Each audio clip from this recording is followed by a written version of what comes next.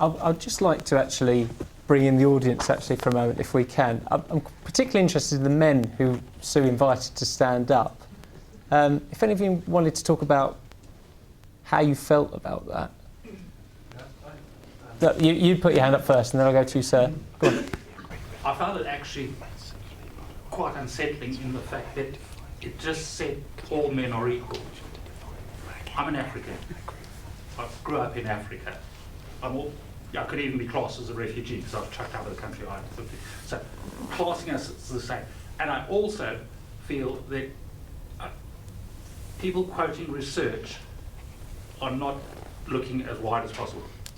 Luckily, at one stage, I ran a master's degree program at a university here in Kent, and one of our students proved that of the ladies joining the police force, which she did, they progressed higher and quicker than the men. That's fact. Now, at Kent Police, you have an equal number of chief superintendents, female as men. That was making the difference. It was not a case of just men. I mean, that was an all-male environment. But these people had that enjoyment and said, we are going to succeed. Just the same as the blokes did, and hence, you've got it. Let's not get stuck on what people wear, Y chromosomes and X chromosomes. People are different, and that's it. We've got to get away from just gender and look at people. Okay, thank you, sir. You wanted to... I suppose my point follows on a little bit from that, which was I found the challenge really good on one part, but I found myself getting quite defensive on the other, thinking, but hold on a second, I don't recognise how you're portraying me as part of that group. It's not what I'm about. I would run 1,000,000 miles from an all-male evening gathering even before recent events. So I think there's something there about, you're probably preaching to the converted here, most men in this room, I imagine. With what you say. But of course, there's a large chunk who aren't. Of course. And your challenge, I'd hate to give you advice, you're far more experienced than me, but you'll end up putting a lot of men off with that challenge, more men off with that challenge than get supporters on your side. So I think there's something about how you frame that. I agree with the point you're making, how you frame that challenge. An IO dinner 2 weeks ago because I wanted to look at how they could be a bit more inclusive, whatever. I turned up, was in a very blokey hotel, which I felt quite uncomfortable in. We sat down and had a very blokey dinner, which I didn't particularly enjoy, and there were 17 men and 3 women. It's pathetic. It is pathetic. But is that language useful because we want to have a constructive conversation to try and get there? Has it become... No. We would have moved on.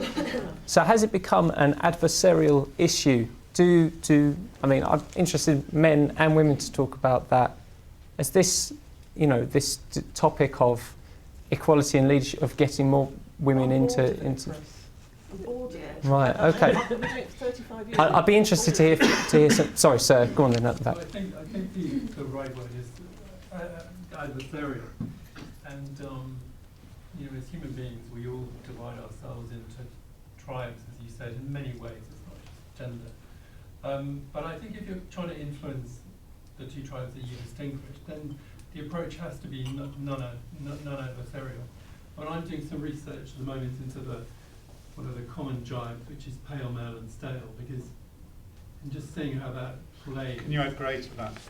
Sorry? Can you add grey? Well, I think it's a really interesting thing because it's a sort of a bit of a jibe that lands to guys, Caucasian guys over 50, and there are about almost 5 million workers who fit in that category. And so they're a really important group of workers. In fact, the number of women over 50 are almost 5 million as well. So they're almost equal numbers working at the moment. And the trend towards women's employment in the over 50s has been the biggest change over the last 30 years, which has been absolutely extraordinary in terms of change.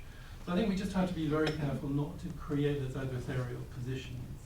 And that's why I'm doing some research into how people react to that phrase, what's actually meant by it, and whether that is a constructive way to increase productivity, because what I'm interested in is overall productivity in terms of how we can increase that in businesses and what the implications of this current adversarial stance are. But can I just say, this isn't adversarial, in fact it's quite the opposite.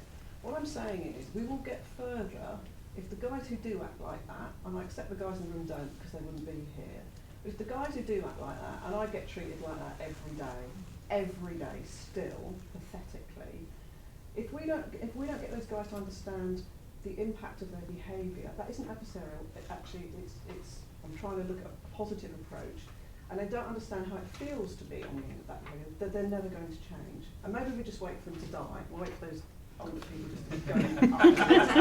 Because actually I do think it's a generational thing, and I think that certainly the guys that I speak to in their 20s and 30s, they definitely don't act like that, they're completely different, and I do think it's generational. I disagree. But There's still lots of people I acting like that. Okay, yeah, there are, but proportionally I think it's Okay, why do you disagree? So it's not adversarial, it's what I'm trying to say is if people cannot understand the effect of their behaviour, then we might get somewhere. I'm going I'm going to continue the conversation, but Very quickly, sir. None of us ever know how we react to a comment. I think some of the guys who you asked who stood up found your approach adversarial.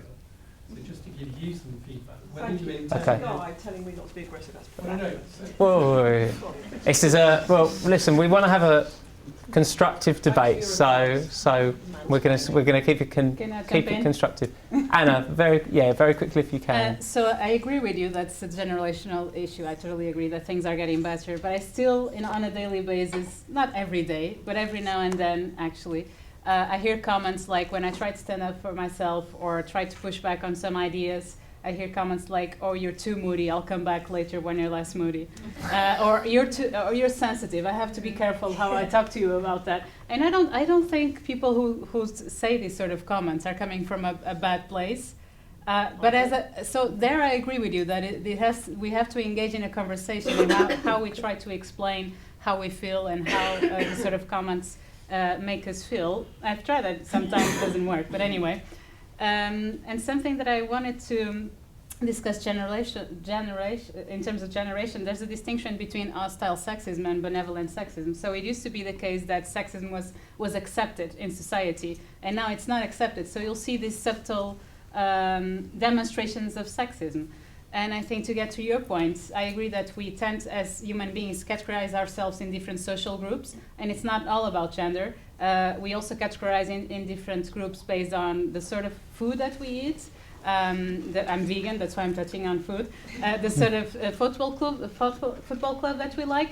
And I think for organizations, what we need to embrace is a sense of common identity, because research shows that when we have a shared common goal, it is more likely that we'll be acting as a common group. And this will, I think, could be a way to move forward. Did you want to say something? But this is the last, Susanna, you get the last word on this before we move on. Okay. I focus heavily on neuroscience, and that's my specialist chosen subject. So we have to be really careful, because when you look at genders, we are different.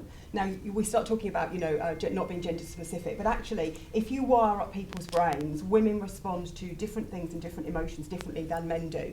And that's not wanting unconscious bias, that's not wanting to deliver anything. That is 100% factual. So maybe people saying, women would say and phrase something differently than a man would, and that doesn't mean we can't all work together. It's having the confidence to know that when it's said, it's not necessarily meant in the way, gosh, I can talk to my husband and we can think we've had one conversation, and a couple of weeks later we'll be debating and he'll go, well, that's not what you said, that's exactly what I said. And we can play it back and he went, well, I thought you meant, and we've totally missed the subtleties and nuances. And as hard as that is, I believe we will have to embrace that we are different.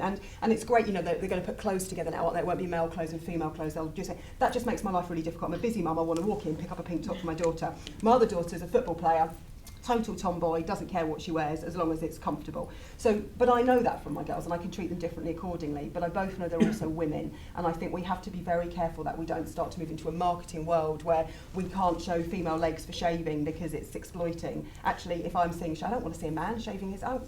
So culturally this is going to be really interesting as we move on, really interesting. Okay.